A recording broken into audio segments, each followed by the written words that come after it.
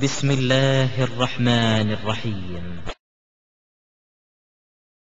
அல்ஹம்துலில்லாஹ். கண்ணியத்திற்குரிய எல்லாம் வல்ல அல்லாஹுவின் நல்லடியார்களே, இன்றைய ஜும்மா உரையிலே நம்முடைய ஒவ்வொரு செயல்பாடுகளும், நாம் எடுக்கும் ஒவ்வொரு நிலைப்பாடுகளும் அறிவை பொருந்தியதாக, சிந்தனைக்கு முக்கியத்துவம் வழங்கப்பட்டதாகத்தான் இருக்க வேண்டும் என்பதை பற்றியும், எந்த சந்தர்ப்பத்திலும் உணர்ச்சிகளுக்கு உணர்வுகளுக்கு பலியாகி நம்முடைய நிலைப்பாடுகள் மார்க்கத்தினுடைய வரம்புகளை மீறி காரண காரியங்களை யோசிக்காமல் அமைந்துவிடக் கூடாது என்பதை பற்றியும், இந்த மார்க்கம் நமக்கு எந்த அளவிற்கு எடுத்து சொல்லியிருக்கிறது என்பதையும், இன்றைக்கு நாம் எந்த நிலைப்பாடுகளை அறிவுக்கு முக்கியத்துவம் கொடுக்கிறோம், எப்படி எப்படி உணர்வுகளுக்கு முக்கியத்துவம் கொடுக்கிறோம் என்ற சூழ்நிலைகளையும், நாம் எல்லா சந்தர்ப்பங்களிலும் அறிவுபூர்வமாக சிந்தித்து செயல்படுவதற்கான வழிகாட்டுதல்களையும் அறிய இருக்கின்றோம். அப்ப அறிவுக்கு முக்கியத்துவம் கொடுத்துதான் நம்முடைய ஒவ்வொரு செயல்பாடுகளும் நிலைப்பாடுகளும் அமைய வேண்டும் என்று இஸ்லாம் ஏராளமான இடங்களிலே வலியுறுத்தி இருக்கிறது. இறைவனும் அதை அப்படி கட்டளையிடுகிறான், நபிமார்களும் அவ்வாறு நடந்திருக்கிறார்கள். இந்த மார்க்கத்தை எடுத்து சொன்ன பிறகு அதை உணர்ந்து கொண்ட நபித்தோழர்களும் அவ்வாறு வாழ்ந்திருக்கிறார்கள். எந்த அளவுக்குன்னு சொன்னா, அல்லாஹ் ரப்புல் ஆலமீன் பெருமானார் ஸல்லல்லாஹு அலைஹி வஸல்லம் அவர்களுக்கு இறக்கி அருளிய இந்த இறைவேதம், இறுதி வேதம் திருமறை குர்ஆன், காலத்தால் ஒருபோதும் முரண்படாது என்றாலும் கூட, அல்லாஹ்விடமிருந்துதான் இறக்கப்பட்டிருக்கிறது என்றாலும் கூட, இதிலே போய் சந்தேகம் இருக்குமா, இதிலே போய் முரண்பாடு இருக்குமா, இதையெல்லாம் நம்ம போய் ஆய்வு செய்ய வேண்டிய அவசியம் இருக்குதா என்று உணர்ச்சி பூர்வமாக நீங்கள் சிந்திக்க கூடாது. இது அல்லாஹ்வுடைய வேதம் என்றாலும், இது விஞ்ஞான கருத்துக்களை முன்னறிவிப்பு செய்யக்கூடிய இறைவேதம் என்றாலும், காலத்தால் ஒரு காலத்திலும் முரண்படாது என்று இருந்தாலும், இந்த வேதத்தை போன்று ஒரு சூறாவையும் கூட கொண்டு வர முடியாது என்ற சவால் இருந்தாலும், நீங்கள் சிந்தனைக்கு முக்கியத்துவம் கொடுத்து சிந்தித்து பார்த்துதான் இந்த திருக்குர்ஆனை படித்து விளங்க வேண்டும் என்று அல்லாஹ் வலியுறுத்துகிறான். அதை பற்றி தன்னுடைய 47வது அத்தியாயத்திலே 24வது வசனத்திலே கூறுகிறான், அஃபலா யத்ததப்பருனல் குர்ஆன், இவர்கள் இந்த குர்ஆனை சிந்தித்து பார்க்க வேண்டாமா, அம் அலா குலூபின் அக்ஃபாலுஹா, அல்லது அவர்களுடைய உள்ளங்களில் பூட்டுக்கள் போட்டிருக்கப்படுகிறதா என்று கேட்கின்றான். நீங்க சிந்திச்சு பார்த்து இதை ஏத்துக்குங்க. ஏதோ அல்லாஹ்வுடைய வேதம் முரண்படாது என்று உணர்வு பூர்வமா ஏத்துக்கிறதை விட அதை சிந்திப்போம், ஒவ்வொரு வசனத்தையும் ஒப்பிட்டு பார்ப்போம் என்று சிந்தனைக்கு முக்கியத்துவம் கொடுக்கக்கூடியதாகத்தான் இந்த மார்க்கம் இருக்கிறது. ஏராளமான இடங்களில் அல்லாஹு தஆலா ஒரு செய்தியை குறிப்பிட்டு விட்டு, அஃபலா தத்ததக்கரூன், நீங்கள் விளங்கிக் கொள்ளவில்லையா, அஃபலா தஅக்கிலூன், நீங்கள் சிந்திக்கவில்லையா, அஃபலா தத்தஃபக்கரூன், நீங்கள் ஆய்வு செய்து பார்க்கவில்லையா என்று ஏன் கேட்கிறான்? உங்களுடைய எல்லா நிலைப்பாடுகளும் சிந்தனைக்கு முக்கியத்துவம் கொடுத்ததன் அடிப்படையில் தான் அமைய வேண்டும் என்று அல்லாஹ் எதிர்பார்க்கிறான். அது மாதிரி தான் பாருங்க, நபி இப்ராஹிம் அலைஹிஸ்ஸலாம் அவர்களை பற்றி அல்லாஹ் ரப்புல் ஆலமீன் 9வது அத்தியாயத்துல 114வது வசனத்துல ரொம்ப அழகாக சொல்கிறான். இப்ராஹிம் அலைஹிஸ்ஸலாம் ஏராளமான தியாகம் செஞ்சது உண்மைதான், எத்தனையோ சோதனைகள்ல வென்றது உண்மைதான். ஆனால் இப்ராஹிம் அலைஹிஸ்ஸலாம் அவர்கள் தன்னுடைய தகப்பனார் தன்னை விரட்டியடிக்கிற ஒரு இக்கட்டான சூழ்நிலை வரும் பொழுதும் கூட, சலாமுன் அலைக், உங்கள் மீது இறைவனுடைய அமைதி உண்டாகட்டும் சொன்னார். அஸ்தக்ஃபிருலக, உங்களுக்காக நான் பாவ மன்னிப்பு தேடுவேன்னு சொல்லிட்டு வந்துட்டார். ஆனால் அல்லாஹ் தஆலா எதை பார்க்கல? இப்ராஹிம் எவ்வளவு பெரிய தியாகி, எவ்வளவு பெரிய சோதனைகள் வென்றவர், இந்த மார்க்கத்தை எடுத்து சொல்றதுக்கு ஒரு குஞ்சு இல்லாத போதும் கூட இப்ராஹிம் அலைஹிஸ்ஸலாம் நின்று காப்பாத்தினாரே, அவர் மட்டும் அவங்க தகப்பனுக்காக வேண்டி பாவ மன்னிப்பு தேடினதா என்ன என்று உணர்வு பூர்வமா அல்லாஹ் சிந்திக்கல. யாராக இருந்தாலும் சரி, இறைவனுக்கு இணை வைத்தவர்களுக்காக பாவ மன்னிப்பு தேடக்கூடியவர் நபிமார்களாக இருந்தாலும் சரி, நல்ல அடியார்களாக இருந்தாலும் சரி, யாருக்கும் அந்த அதிகாரம் கிடையாதுன்னு தடுத்துட்டான். இது அறிவுபூர்வமான சட்டம். அப்ப அல்லாஹ்வுடைய இந்த கட்டளையை விளங்குகிறார். ஃபலம்மா தபய்யன லஹு அன்னஹு அதுவுன் லில்லாஹ். இந்த இப்ராஹிம் அலைஹிஸ்ஸலாம் அவர்களுக்கு தன்னுடைய தகப்பனார் அல்லாஹ்வுடைய எதிரி என்று தெரிந்த பிறகு தபர்ரஅ மின்ஹு, அந்த பாவ மன்னிப்பு தேடுவதை விட்டு விலகி கொண்டார் என்று அல்லாஹ் அந்த 9வது அத்தியாயத்துல 114வது வசனத்துல ரொம்ப அழகா சொல்கிறான். அப்ப இப்ராஹிம் அலைஹிஸ்ஸலாம் என்ன பார்த்தார் தெரியுமா? நம்ம தகப்பன் நம்ம வாப்பா காண்டி கேட்க கூடாதா? நான் இந்த மார்க்கத்துக்கு எவ்வளவு செய்திருக்கிறேன், எவ்வளவு உயிரை விட்டு இருக்கிறேன், எப்படி நெருப்பு குண்டத்துல வீசப்பட்டிருக்கிறேன், ஒரு பாவ மன்னிப்பு கேட்க அனுமதி இல்லையா? என்னடா இந்த மார்க்கம்னு போகல, சரியான கட்டளை தான் இறைவன் போதித்திருக்கிறான் என்று ஒதுங்கிக் கொள்கிறார். இதைத்தான் அல்லாஹ் வலியுறுத்துகிறான். அதே மாதிரி நம்ம ஏராளமான பயான்கள் கேள்விப்பட்டிருக்கிற ஒரு சம்பவம், காப் பின் மாலிக்ங்கிற ஒரு சஹாபி அதோடு மற்ற 2 சஹாபாக்கள், மொத்தம் 3 சஹாபாக்களை தபூக் யுத்தத்துல கலந்து கொள்ளல அப்படிங்கிறதுக்காக வேண்டி ரசூலுல்லாஹி ஸல்லல்லாஹு அலைஹி வஸல்லம் ஊர் விளக்கம் செஞ்சாங்க, சமூக பகிஷ்காரம் செஞ்சாங்க, யாரு கூடயுமே பேசக்கூடாதுன்னு சொன்னாங்கல்லவா. ஆனா அந்த வரலாறு நீங்க உணர்ந்து பாத்தீங்கன்னா, வரலாறுல கொஞ்சம் ஆய்வு செஞ்சு பாத்தீங்கன்னா, இஸ்லாமிய வரலாறுல நடக்காத ஒரு போர் தபூக் போர் தான். பத்ர் போர் நடந்த போர், பத்ர் என்ற இடத்தில் நடந்த போர். உஹது போர் என்றது உஹது என்ற மலைக்கு அருகில் நடந்த போர். ஆனால் தபூக் என்ற அந்த மதீனாவுக்கு பக்கத்தில் இருக்கிற அந்த பகுதியிலே போருக்காக வேண்டி சஹாபாக்கள் சென்றார்கள், உண்மைதான். நபிகளார் சென்றது உண்மைதான். ஆனால் போர்க்களத்தில் எதிரிகள் கலந்து கொள்ளாமல் பின்வாங்கியதும் உண்மைதான். அப்ப நடக்காமல் வெற்றி கிடைத்த ஒரு போர் தபூக் போர். அப்ப ரசூலுல்லாஹி ஸல்லல்லாஹு அலைஹி வஸல்லம் என்ன நினைச்சிருக்கணும்? போர்க்களம் என்ன மூண்டவா செஞ்சது, போர் நடந்ததா செஞ்சது, யுத்தம் தொடங்கவா செஞ்சுச்சு, எதிரிகள் தான் வரலையே, வந்தவனை பத்தி என்ன பஞ்சாயத்து, வராதவனை பத்தி என்ன பிரச்சனை என்று நினைக்கல. ஏன் நினைக்கல? ஒருவேளை யுத்தம் நடந்திருந்தால் இந்த வந்த சஹாபாக்கள் யுத்தம் நடக்காது நினைத்து வந்தார்களா, அல்லது நடக்கும் பொழுது உயிரை நீக்க வேண்டும் என்று வந்தார்களா? நடக்கும், நடந்தால் நாம் தியாகம் செய்ய வேண்டும், போரில் வெற்றியும் உண்டு தோல்வியும் உண்டு என்றுதானே வந்தார்கள். அப்ப இவர்களுக்கு நியத்துக்கு கூலி கிடைக்கிற மாதிரி வராதவர்கள் போர் நடக்காம இருக்கும் அதனால போக வேண்டாம் என்று போனார்களா? இல்ல, போலாம் அப்ப போலாம் நினைச்சிட்டு போகாம விட்டாங்க. அது அவர்களுக்கு தப்பு தான், அது பாவம் தான் என்று அங்க உணர்வுக்கு முக்கியத்துவம் கொடுக்காம அறிவுக்கு முக்கியத்துவம் கொடுத்து நபி ஸல்லல்லாஹு அலைஹி வஸல்லம் அந்த தண்டனையை நடைமுறைப்படுத்துறாங்க. அந்த சஹாபாக்களும் கூட அதை ஏற்றுக்கொள்ளும் பொழுதும் கூட அங்க உணர்வுக்கு முக்கியத்துவம் கொடுக்கல. அல்லாஹ்வின் தூதரே, உங்களோட பத்ர்ல கலந்து கொண்டோம், உஹதுல கலந்து கொண்டோம், ஏதோ கொஞ்சம் லேட்டா போச்சு, போர் நடக்க வேற செய்யல, இதுக்கு போய் இப்படி பண்ணிட்டீங்களே என்று கேட்கல. அல்லாஹ்வுடைய தூதர் சொல்ற இந்த கட்டளை ஏத்துக்கிட்டு போனோம்னா மறுமையில பிரச்சனை இல்லை என்று உணர்ந்து கொண்டார்கள். அப்ப அறிவுபூர்வமாகத்தான் அதை ஏற்றுக்கொள்கிறார்கள். எந்த அளவுக்குன்னு சொன்னா, இந்த போர் இதை பத்தி சஹீஹுல் புகார்ல 4ஆம் பாகத்துல நம்ம பார்க்கலாம்.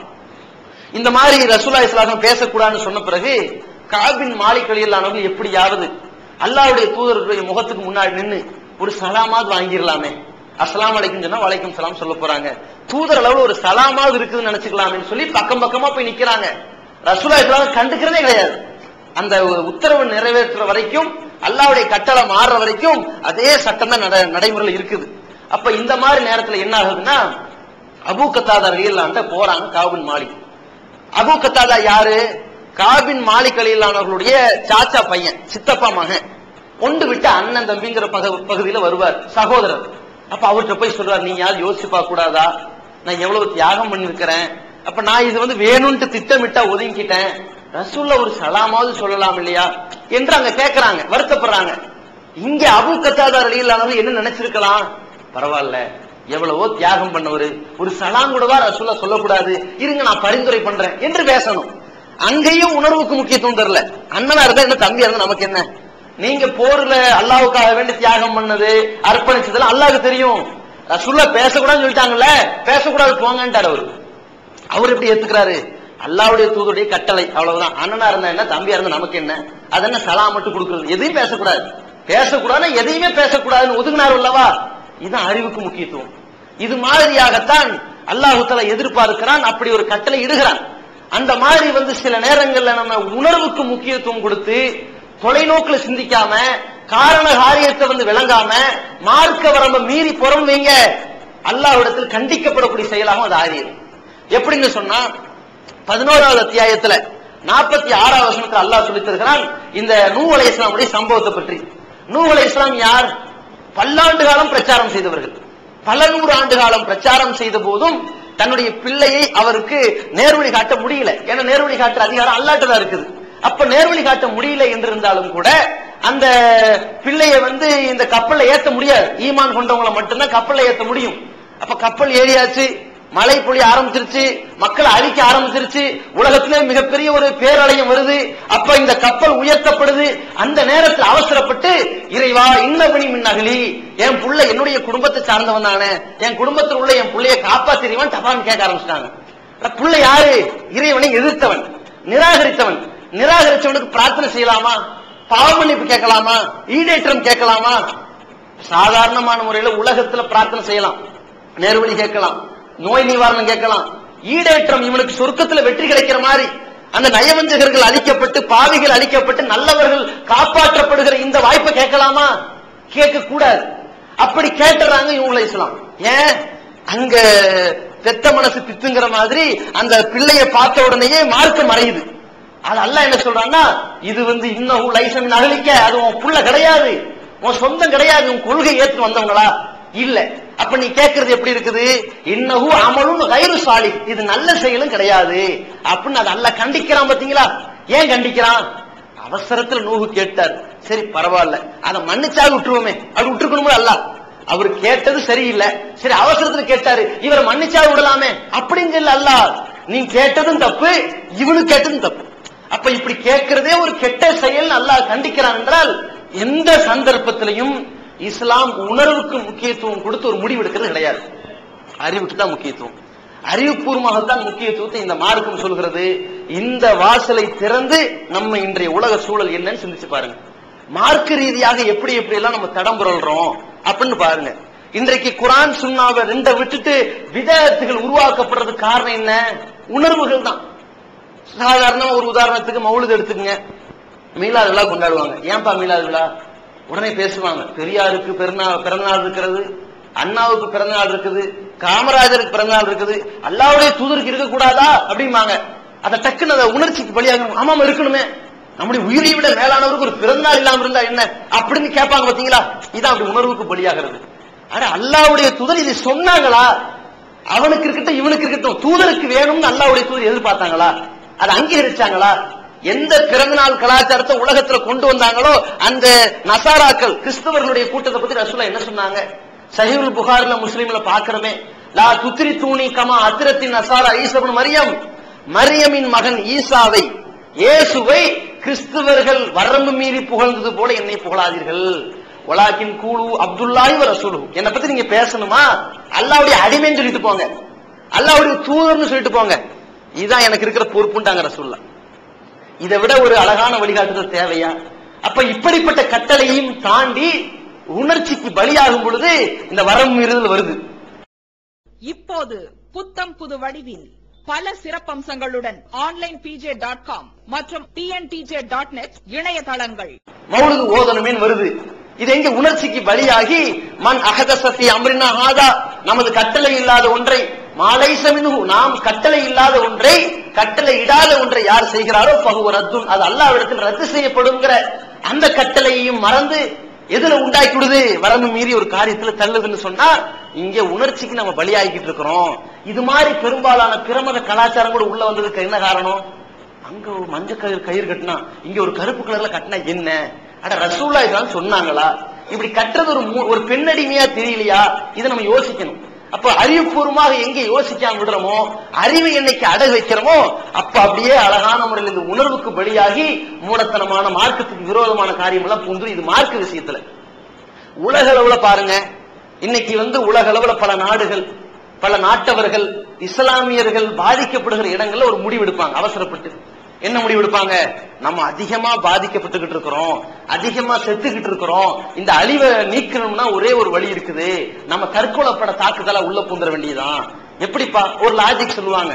நான் ஒரு வெடிகுண்டை கட்டி கொண்டு போனேன்னா 100 பேர் கொண்ட மக்கள் மத்தியில போய் வெடிக்க செய்வேன், 100 காலி, நான் ஒண்ணுதான காலி, இங்க 1 அங்க 100, சரிதான், தற்கொலைப்பட தாக்குதல் கூடுன்னு நம்ம நினைக்கிறோம். இதுதான் தூர நோக்கு சிந்தனை இல்லாம எடுக்கிற முடிவு, உணர்ச்சிக்கு பலியாக எடுக்கிற முடிவு. எந்த நேரத்திலையுமே இறைவனுடைய கட்டளைக்கு மீறாமதான் முடிவு எடுக்கணும். வலா தத்துரு அம்புசக்கும், உங்களை நீங்களே கொன்று கொள்ளாதீர்கள்னு அல்லாஹ்வுடைய கட்டளை. அப்ப என்ன பண்றது? அப்ப யார் அநியாயமான உள்ள தன்னை கொலை செய்யறானோ அவன் நரகத்துக்கு போறான்னு வருது. அந்த கட்டளை என்ன பண்றது? அட கடைசி வரைக்கும் போராளியாக இருந்து திடீரென்று இறை மார்க்கத்துக்கு மீறிய ஒரு சஹாபியுடைய வரலாறை பார்க்கிறோம். அதுக்கு என்ன பண்றது? அப்ப கொஞ்சம் யோசிக்கணும். சில நேரத்தில் நம்ம இது வேற மாதிரி யோசிப்போம். குழந்தை பிறக்கிற சந்தர்ப்பம், இப்ப குழந்தைக்கு ஒரு இக்கட்டான கட்டம், இந்த மாதிரி சந்தர்ப்பத்தில் குழந்தை பிறக்குதுன்னு சொன்னா அம்மாவுக்கு ஒரு இக்கட்டான சூழ்நிலை வந்துருச்சு. இப்ப வாழ்வா சாவாங்கிற சூழ்நிலை வருது. ஒண்ணு நீங்க குழந்தையை இழந்துக்கிறதாக இருந்தா அம்மா காப்பாத்திடுவாங்க, அம்மா பழச்சுக்குவாங்க. அம்மாவை நீங்க இழக்கிறதா இருந்தா குழந்தை பழச்சுக்கும். அம்மாவா புள்ளையான்னு கேட்கும்போது நம்ம என்ன பண்ணுவோம்? எல்லாரும் சொல்லுவோம் புள்ள வேண்டாம் அம்மா வேணும். தாயா புள்ளையான்னு வரும்பொழுது புள்ள போனாலும் பரவாயில்ல தாய் தான் வேணும்னு நினைக்கிறேன். தான் உயிர் இருக்கணும். 4 குழந்தை இன்னி பெத்துக்கிட்டு போயிடலாம். குழந்தை இருந்து நான் என்ன இழந்து குழந்தை பெறணுமா? அட தான் 10 மாசம் ஊட்டணும், 10 மாசம் உள்ள உணவு வழங்கி ஏற்பட்டிருக்குது, 10 மாசம் சுமந்து இருக்கிறோம். இருந்தும் நம்ம நினைக்கிறோம் தன் குழந்தை நமக்கு வேண்டாம், நான் இருந்துட்டு போறேன்னு நினைக்கிறோமா இல்லையா? இதான் சரியானதும் கூட. அப்ப இது மாதிரி நம்ம போய் நம்ம உயிரை விட்டு 100 பேரை காப்பாத்துறதா யோசிக்கணுமா இல்லையா? இஸ்லாத்தை பொறுத்த வரைக்கும் தன்னை காப்பாத்துறதுக்கான ஒரு இக்கட்டு வந்தால் தன்னை காப்பாத்துறத ஃபர்ஸ்ட் செய்யணும். அப்ப தன்னை காப்பாத்துறதுக்கு போருக்கும் இந்த நேரடி தாக்குதலுக்கும் தற்கொலை தாக்குதல் வித்தியாசம் இருக்குது. தற்கொலை தாக்குதல் 100% மைனஸ் தான். தன்னை இழக்கிறேங்கிற அடகு வச்சுட்டு தான் உள்ள போய் போர் நடக்குது, இந்த தாக்குதல் நடக்குது. தன்னை இழந்துட்டு தான் அங்க 4, 5, 40. ஆனா போருங்கிறது என்ன? தனக்கு வாழ்வா சாவா, வாழ்வும் கிடைக்கும் சாவும் கிடைக்கும். ரெண்டுமே நேரடியா இருந்து மோதிரம், ரெண்டுமே இருந்து அவனை கோழையாக்காம மோதிரம், 2 பேரும் வீரனா இருந்து மோதிரம். இப்படி இருக்கும் பொழுது நம்ம ஒருத்தனா இருந்து அவன் 100 பேரை அழிக்கவும் முடியும். ஆனா இவங்க நினைக்கிறாங்கன்னா நம்ம ஒருத்தர் அவன் 100 நினைக்கிறோம். அது அல்ல. நம்ம இங்க 1 இழப்போம், அங்க 100 அழியும். எதிர் நாட்டுக்காரன் என்ன பண்ணுவான்? 1000 கொண்டு வந்து குவிப்பான். நீங்க இப்ப எத்தனை பேர் போறீங்க? இப்ப எதிர்த்து சண்டையிட்டு பாருங்க. நம்ம ஒரு ஆளு சண்டையிட்ட ஒரு 4 அழிச்சோம், அதுக்கப்புறம் சண்டையிட்டு இன்னொரு 4 அழிச்சோம். ஆள் இருந்துகிட்டே இருக்குது, அங்க அழிஞ்சுகிட்டே இருக்குது. ஏன் இறை நாட்டத்துல இது நடக்காதா? இதை இப்படி நினைக்கணும். இறை வரம்புக்கு மாற்றமாக உணர்ச்சிக்கு பலியாகி இந்த தற்கொலை தாக்குதல் ஆதரித்த இந்த உலக அளவுல நீங்க எந்த நாடை எடுத்துக்கொண்டாலும் ஒரு நாடாவது இந்த தற்கொலைப்படை தாக்குதல் மூலமாக வெற்றி பெற்ற சரித்திரம் உண்டா? ஒண்ணும் கிடையாது. இது அந்த நிலைப்பாடு. அதே மாதிரி இந்திய அளவுல பாருங்க, நம்ம மக்கள்கிட்ட இன்னொரு நோய் இருக்குது. என்ன நோய்? ஆங்காங்கே பாதிக்கப்படுகிற முஸ்லீம்களை பார்ப்பாங்க. அங்க பாதிக்கப்படுகிற அந்த ஒரு இக்கட்டான அசம்பாவியத்தை எல்லாம் பார்த்துட்டு சொல்லுவாங்க, இதை நீக்கிறதுக்கு ஒரே வழிதான் இருக்குது, ஜிஹாது பண்ணணும். எடுத்தோம் கவிழ்த்தோங்கிற கை வச்சாதான் உண்டு, நாம அப்படி களை இறங்கினாதான் உண்டு. இப்படி உணர்ச்சி வசமா சொல்லும் பொழுது பாத்தீங்களா, குஜராத்தை பாத்தீங்களா, பீகாரை பாத்தீங்களா, லட்டூரை பாத்தீங்க, இப்படி எல்லாம் பேசும்பொழுது அப்படியே நமக்கு இப்படி பொங்கும் உணர்ச்சி. அப்ப உணர்ச்சி பொங்கி இப்ப என்ன செய்யலாம், எதை வேணாலும் செய்யலாம்னு உள்ள போகும், மனசு வரும். அப்ப அறிவு அப்படியே மறந்துருவோம். அப்ப இந்த மாதிரியான உணர்ச்சி வசப்படும் பொழுதுதான் நம்ம பாவமான காரியத்தின் பக்கம் இறக்கப்படும். கொஞ்சம் யோசிச்சு பார்க்கணுமா இல்லையா? அல்லாஹ் போர்க்களத்தை பற்றியே சொல்றான். உங்கள 100 பேர் இருந்தீங்கன்னா எதிரிகளை 200 பேர் வெல்ல முடியும். அப்ப 1:2 தான் போர்க்களத்துக்கே. போர்ல ஆயுதம் இருக்கும், உங்களுக்கு ஒரு ஆட்சி இருக்கும், பெரிய தடவாளங்கள் இருக்கும், ஒரு களங்கண்டு இருப்பீங்க, உங்களோட மக்கள் இருப்பாங்க. இவ்வளவு இருந்தே 1:2 தான் முடியும். எப்படின்னா சகாபாக்கள் இதை விளங்குறாங்க, நாங்கள் அதற்கு சரி பாதி இல்லாமல் இருந்தால் போரிலிருந்து பின்வாங்கலாம் என்ற அனுமதியை புரிந்து கொண்டோங்கிறாங்க சகாபாக்கள். எதிரிகள் 1000 பேர், நாங்க 500 பேர் இருக்கணுமா, 450 பேர் இருந்தால் போர்க்களத்திலிருந்து ஓடி போயிடலாம்ங்கிற அனுமதி பெற்றிருக்கிறோம் இந்த வசனத்துங்கிறாங்க சகாபாக்கள். அப்ப போர்க்களமாக இருந்தாலும் கூட எதிரிக்கு சரிபாதி நம்ம இருக்கணும். இப்ப நம்ம எடுத்தவங்க எடுத்தோம்னு இறங்குறோம்னா சரிபாதி இருக்கிறோமா? நம்ம செய்யற செயல்னால நம்ம மாட்டிக்குவோமா? உள்ள போயிட்டு வெளியே வர முடியாத சூழ்நிலைக்கு தள்ளப்படுவோமா? அப்போ நம்ம சமுதாய மக்கள் பாதுகாக்கப்படவும் செய்யணும். தற்காப்பு வேற விஷயம். அங்கங்க நேரடியாக தாக்குதல் நடத்துறான், அந்த சந்தர்ப்பத்தை நம்ம எதிர்கொள்றோம்னா இது உணர்வு அல்ல, இது அறிவு கலந்ததான் உணர்வு. இது என்ன வருது? இது இப்படி நம்ம வருகிற பிரச்சனை அப்பவே சந்திக்கிறோம்னா நாட்டளவில் அனுமதி இருக்குது, மார்க்கமும் அனுமதிச்சிருக்குது, வரமீறிய செயலும் ஆகாது, எந்த துரோகமும் நடக்காது. போனா அடிச்சா திருப்பி அடி வாங்கலாம், முடிஞ்சு போச்சு. ஆனா நம்ம திட்டமிட்டு ஒரு தாக்குதல் நடத்துறோம்னு சொன்னா இதற்கு இந்த நாட்டளவில் நம்ம செய்யறமே இது சரியானதானா சிந்திச்சு பார்க்கணுமா இல்லையா? அப்ப ரசூலுல்லாஹி ஸல்லல்லாஹு அலைஹி வஸல்லம் சொன்ன இன்னொரு வழிமுறை இருக்கு. அது என்ன வழிமுறை? அஃதுலுல் ஜிஹாதி கலிமத்து ஹக்கின் இந்த சுல்தானின் ஜாயிர். அதாவது அநியாயக்கார அரசனிடத்தில் உண்மையை சொல்வது ஜிஹாதில் மகத்தான மிக சிறந்த ஜிஹாதுன்னு சொன்னாங்கல்லவா? அப்ப அந்த நடைமுறை எப்படி நடைமுறைப்படுத்துறது? அதிகாரத்தை மாற்றணும், ஆட்சியை மாற்றணும், காவல்துறையை நம் கட்டுப்பாட்டில் கொண்டு வரணும். ரோட்ல நின்னோம்னா அதிகாரம் பயப்படணும், ஆட்சி அதிகாரம் நமக்கு கலங்கணும் என்கிற சூழலை ஏற்படுத்தணும்னா பிரச்சனை முடிஞ்சு போச்சு. நமக்கும் பாதிப்பு இல்ல, ரசூலுல்லாஹ்வுடைய கட்டளைக்கும் மீறல, மார்க்க வரம்புக்கு உட்பட்டோம், யாரையும் அநியாயமா தாக்கல, எல்லாம் ஈக்குவலா இருக்குதா? இது அறிவு. இப்ப அறிவுபூர்வமான நிலைப்பாடு சரியா, உணர்வு பூர்வமா அவசரப்படுறது சரியா? கொஞ்சம் யோசிச்சு பாருங்க. இப்படி அவசரப்பட்டு உள்ள போனவங்க வெளியே வர்றதுக்கு கொஞ்சம் கூட முடியாம திணறி கொண்டிருக்கிற காரணம் என்ன? உணர்வுக்கு முக்கியத்துவம் கொடுத்தா இதான் பிரச்சனை. ஏகத்துவம் ஓரிரை கொள்கையை விளக்கும் ஒப்பற்ற மாத இதழ் PJ, M.I. சுலைமான், ஷம்சுல்லுஹா, இன்னும் பல சிறந்த அறிஞர்களின் கருத்து கருவூலங்கள், இன்னும் பல சிறந்த அம்சங்களுடன் வெளிவரும் ஏகத்துவம் இதழை படித்து உங்கள் மார்க்க அறிவை வளர்த்துக் கொள்ளுங்கள். ஆண்டு சந்தா உள்நாடு 100 ரூபாய், வெளிநாடு 400 ரூபாய், தனி இதழ் 9 ரூபாய். உங்கள் டிராப்ட்களை ஏகத்துவம், இலக்கம் 30, அரண்மனைக்காரன் தெரு, மண்ணடி, சென்னை 3 என்ற முகவரிக்கு அனுப்புவீங்கள். மகளிருக்கு வழிகாட்டும் மாத இதழ் தீன்குல பெண்மணி, தமிழ்நாடு தவ்ஹீத் ஜமாத்தின் மேற்பார்வையில் முஸ்லிம் பெண்களுக்கான இல்லற கடமைகள், மருத்துவ பகுதி, சிறுவர் பகுதி, திருமண தகவல் பகுதி, ஹதீஸ் திறனாய்வு போட்டி மற்றும் பல சுவையான அம்சங்களுடன் வெளிவரும் முஸ்லிம் பெண்களுக்கான முழுமையான மாத இதழ் தீன்குல பெண்மணி. ஆண்டு சந்தா உள்நாடு 100 ரூபாய், வெளிநாடு 400 ரூபாய், தனி இதழ் 9 ரூபாய். உங்கள் MODDகளை எடுத்து அனுப்ப வேண்டிய முகவரி தீன்குல பெண்மணி, நம்பர் 30, அரண்மனைக்காரன் தெரு, மண்ணடி, சென்னை 1. இது இந்திய அளவுல. தமிழக அளவுல பாருங்க ஒரு நோய் எப்படி வருது. என்னது? நாமெல்லாம் பல சமுதாய அமைப்புகளாக, பல மார்க்க அமைப்புகளாக பிரிந்திருக்கிறோம். நம்ம எல்லாம் ஒண்ணு சேரணும், ஒண்ணு சேரணுங்கிற நியத்து நல்லா இருக்குது, முறை சரியில்லை. எப்படி சேரணுமா? எல்லாரும் வாங்க ஒரு மேடையில் ஏறி பேசிக்கிட்டு போயிருவோம். இது ஒரு முறை, நல்ல முறையா? நான் ஒரு கருத்து பேசுறேன், எனக்கு எதிரான கருத்து உள்ளவர் அதை அங்க பேசிட்டு போயிருவாரு. மக்களை மடையனாக்கிற வேலை செய்யக்கூடாது. நான் எதிர்த்தரப்பில் உள்ளவர்களை கடுமையா சாடி என் மேடையில பேசுவேன், அவர் என்ன சாடி இன்னொரு மேடையில பேசிடுவாரு. 2 பேரும் அமைதியா வந்து ஒரே மேடையில பேசிட்டு போற சரியா? கொஞ்சம் யோசிச்சு பாருங்க. அப்ப இது நயவஞ்சகத்தனமா அமையாதா? அப்ப இந்த ஒற்றுமைங்கிற நோக்கம் நல்லா இருக்குது. முறை என்ன செய்யணும்? முறைக்கு சரியான வழி 2 பேருக்கும் இடையில பேசணும்.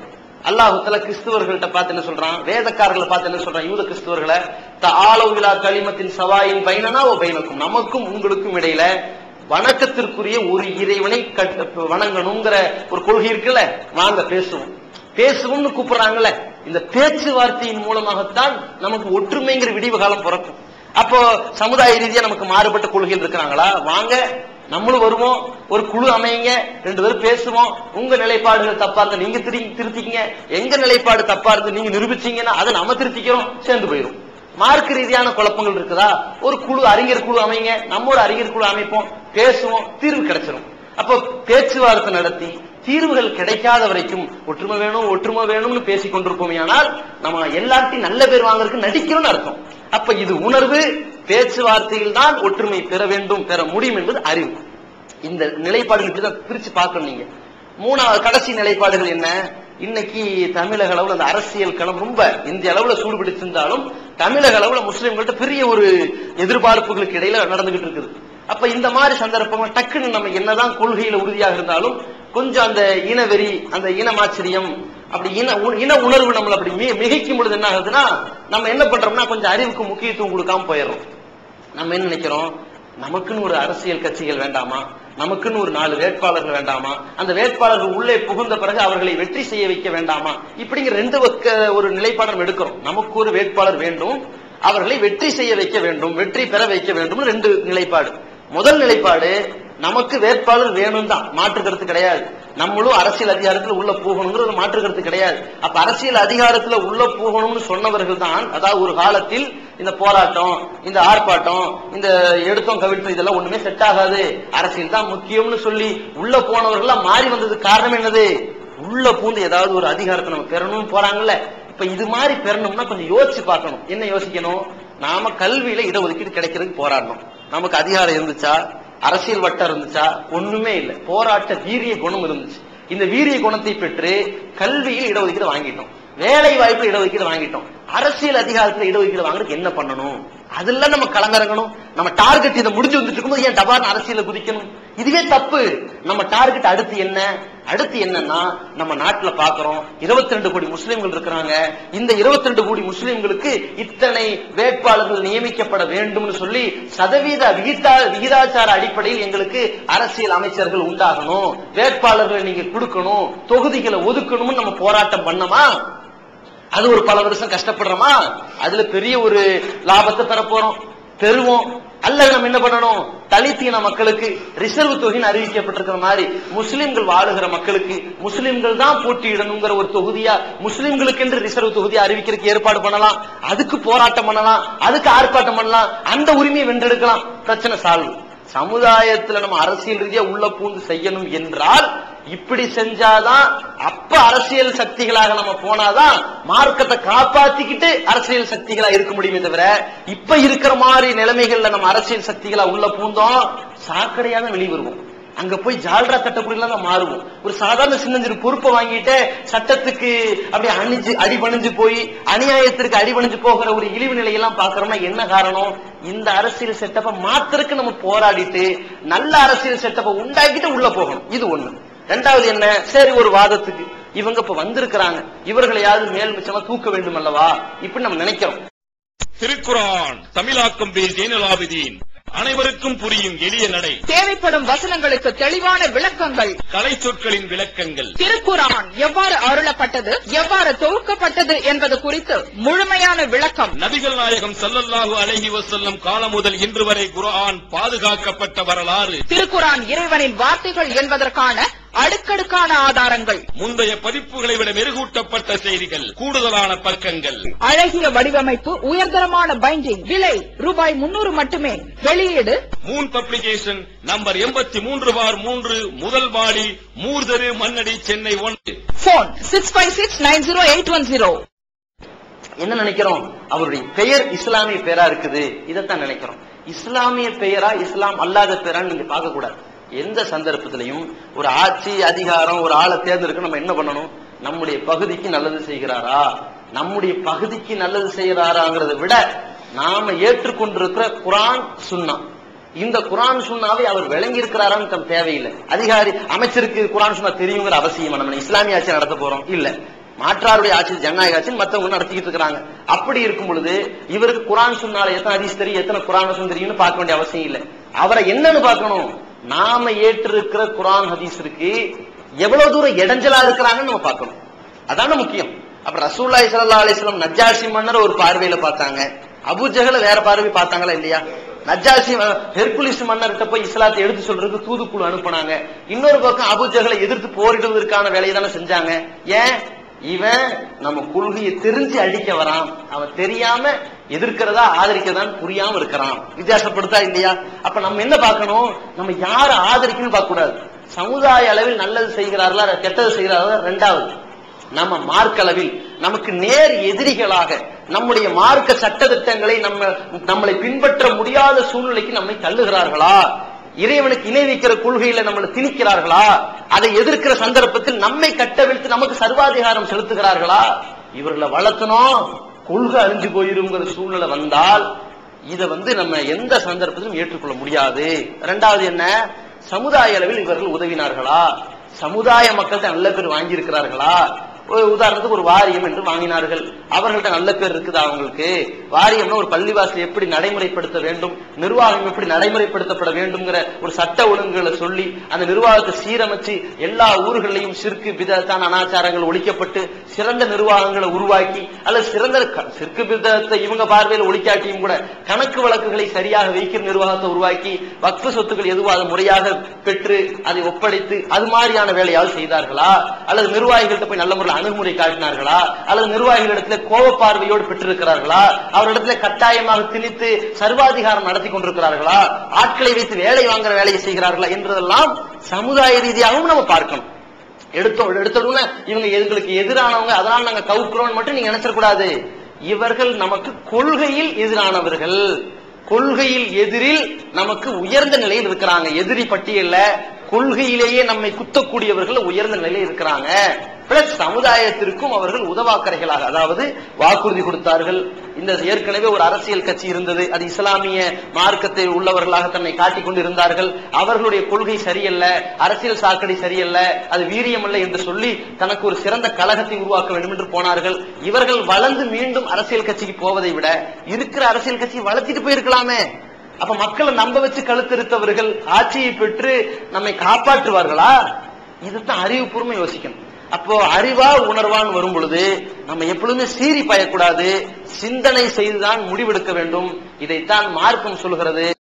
இப்போது விற்பனையில் இஸ்லாம் கூறும் பொருளியல் சகோதரர் பிஜே அவர்கள் உரையாற்றிய பொருளாதாரம் சம்பந்தமான 27 மணி நேர தொடர் சொற்பொழிவு. என்ன வியாபாரம் செய்யலாம், பங்கு சந்தையில் ஈடுபடலாமா, இன்சூரன்ஸ் செய்யலாமா, MLM வியாபாரத்தில் ஈடுபடலாமா, குத்தகை, பங்கு வணிகம் மற்றும் வியாபாரம் தொடர்பான அனைத்து சந்தேகங்களுக்கும் குர்ஆன் ஹதீஸ் அடிப்படையில் தெளிவான விளக்கங்கள் 3 டிவிடிகளாக விலை ரூபாய் 75 மட்டுமே. கிடைக்கும் இடம் TNDJ வீடியோ விஷன், நம்பர் 30, அரண்மனைக்காரன் தெரு, மண்ணடி, சென்னை 1. அல்லாஹ்